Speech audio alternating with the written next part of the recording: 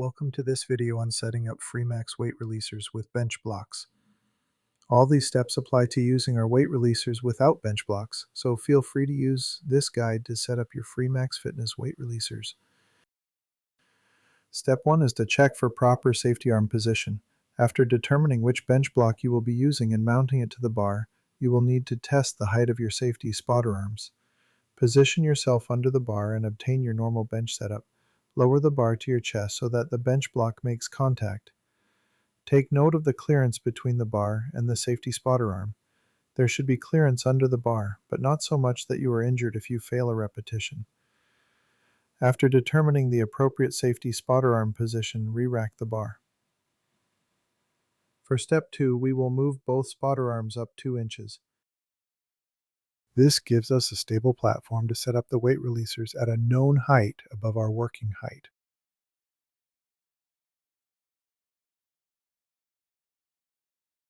Next, we set the empty bar on the spotter arms.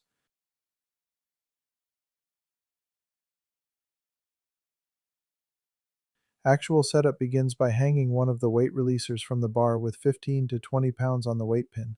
I like to hang them with the cam buckle facing forward. Make sure the rigging is short enough for the weight releaser to hang freely. Next step will be to lower the pin to the floor. Begin by grasping the free end of the webbing. This is the end that is not connected to the weight pin. Loosen the Velcro if necessary. Take hold of the free end of the webbing and then depress the cam buckle just enough for the webbing to slide. Lower the weight to the floor, controlling the descent with the free end of the webbing. Now unhook the rigging from the weight releaser and re-rack the bar.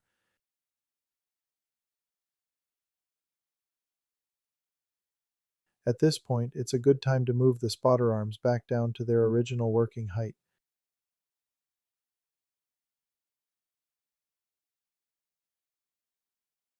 Place the weight releaser that we adjusted back on the barbell sleeve with the rigging and weight pin connected. Next, hang the unadjusted releaser next to it, close enough so that the plates are nearly touching. This weight releaser should have the same amount of weight loaded on the pin. Adjust the second weight releaser to the same height as the first.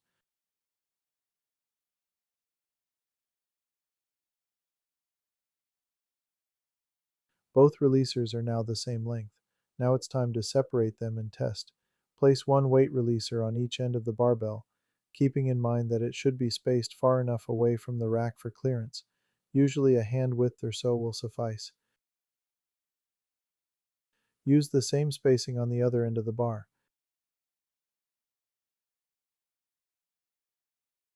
Take your setup position under the bar, unrack it, and hold it still to let the releasers settle. Lower it slowly towards your chest, feeling for contact between the releasers and the floor.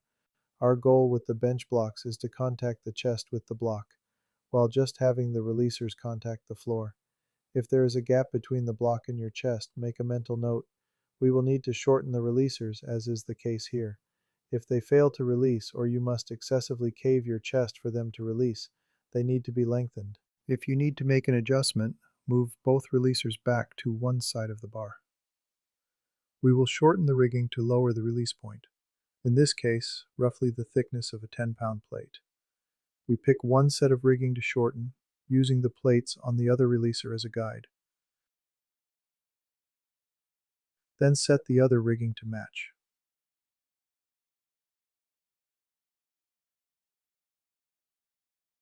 When shortening the rigging, we want to pull down on the free end of the webbing, the end with the Velcro and plastic loop. As we pull down, we follow with the working end, the end with the weight pin attached. We pull down harder on the free end, then we lift with the working end. This keeps tension on the connection to prevent separation of the rigging from the releaser. After adjusting, separate and retest as we did earlier.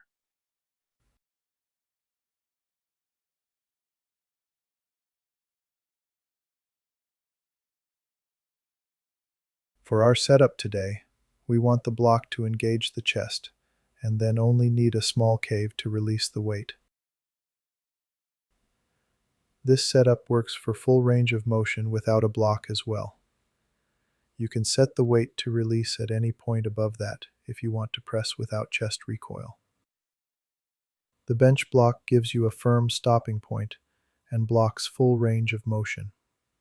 It also allows some chest recoil if needed.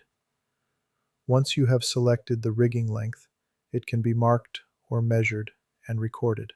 Loosen the free end and move it out of the way so that you have access to the working end of the webbing at the bottom edge of the cam buckle. Using a silver Sharpie or something similar, mark a line along the bottom edge of the cam buckle.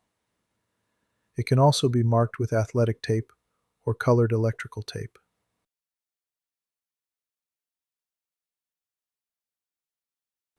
Measure and record the height from floor to the weight pin. This eliminates the need for marking on the webbing or having to remember what each mark means. This makes the rigging easier to use in a multi-user environment, such as personal fitness instruction. Another option would be to purchase additional rigging sets. Be sure to record the equipment used, safety arm position, and J-cup position. Inspect the equipment before each use. Evaluate ejector function, webbing condition, etc. When transitioning between exercises or users, use an unloaded bar with the releasers to perform a test set to evaluate release height.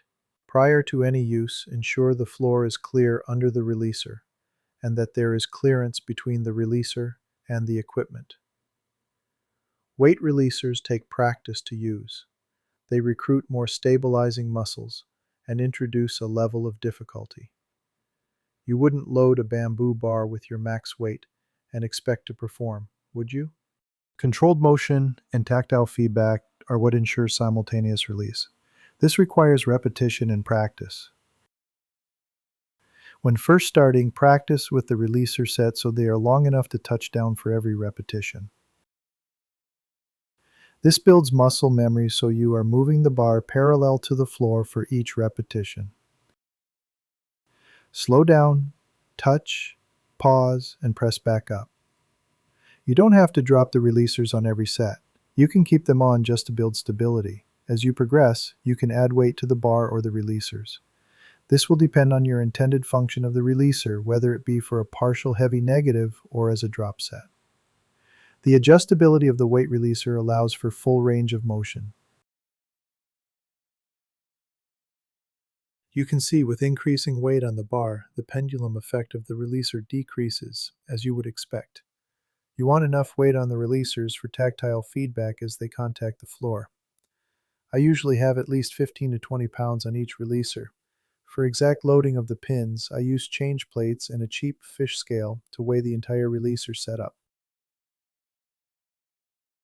The next set has weight added to the releaser and the bar, in effect a heavy single, followed by a controlled negative, then a drop with some additional repetitions. Remember, this takes practice. If you are struggling with the additional instability, start light and work your way up. Additionally, a Smith machine offers many different exercises with releasers without the additional instability. Trolleys on a cage offer similar functionality. No matter what the exercise, safety first. Freemax weight releasers are not a safety device. All equipment has the potential for failure. Use appropriate precautions and proper technique. Always use safety spotter arms or a Smith machine with the safeties appropriately set. Please contact us if you have any questions. Thank you.